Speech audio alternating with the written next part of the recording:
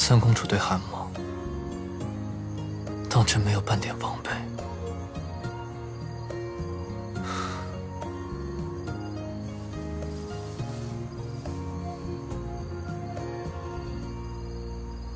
遇见面，幸福也就不再遥远。举头望明月，对影成双对，想要飞到天上的宫阙，两情相悦，缠缠绵绵，漫长夜，你在身边，想依偎，就是永远。甜蜜在泛黄中盘旋，坠落在你和我之间。你终于笑了。祝韩少君生日快乐！祝韩少君生日快乐！生日快乐！竟为了我的生辰，你如何得知今天是我生辰？我不仅知道今天是你的生辰，我还知道你身高186，75公斤，O 型血，喜欢黑色，不喜欢下雨天，最喜欢吃你母亲煮的清汤挂面，不喜欢吃姜。你还知道什么呀？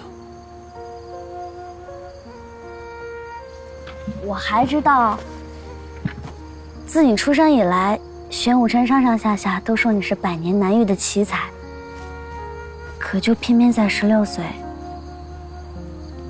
被诊出患有心疾，大夫们都说你活不过20岁生辰。自那个时候开始，你就性情大变，一个知道自己死期的人过的是什么日子，每天都像是在倒数。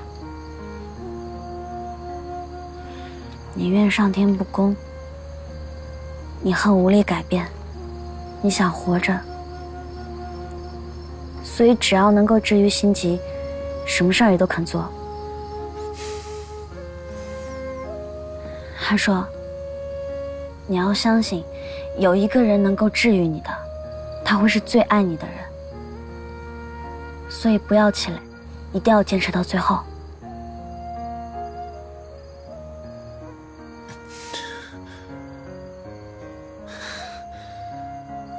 所有人在得知我活不过20岁的时候，都劝我想开些，仿佛我已经是个死人。你居然相信我还有救？那是因为你还没有遇见我啊。怎么又是这个表情了？这几天总是愁眉不展的，像刚刚那样笑起来多好看啊！我笑或不笑的，有那么重要吗？当然重要了。月下美人若是不笑，岂不辜负美景良宵？这么说来，三公主想与韩某共度良宵，这不正在共度吗？火锅，来，少君，请。不管你是因为什么事情感到难过，没有什么是一顿火锅解决不了的。如果有的话，那就2顿。这是什么歪理？这是火锅法则。这法则的第2句就是检验一个人是不是对另外一个人真心，就看他烫的东西第一口要不要让给他。第一个，让给你。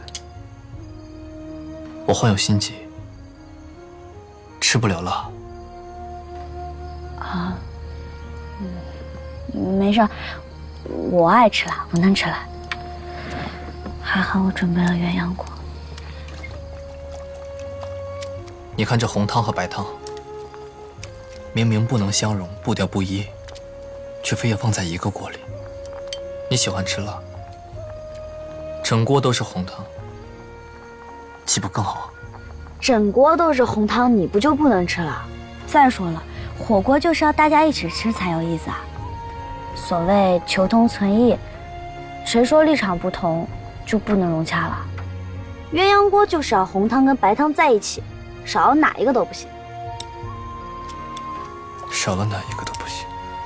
你快点吃吧，你要是再不吃，可就没有了。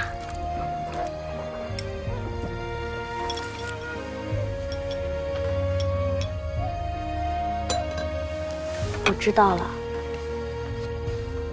你想喝酒对不对？我准备好了，果子露。我知道有心机不能喝酒，所以这种果子露酒精度低，不会醉的。今天日子特殊，我也就略饮薄酒。敬少君。好，韩某敬三公主。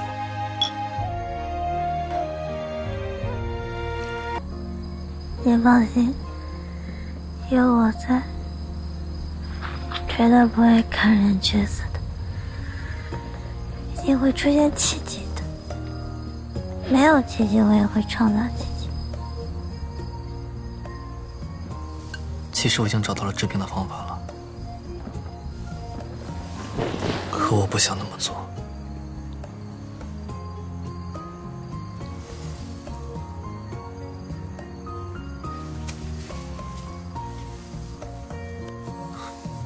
三公主对韩某当真没有半点防备。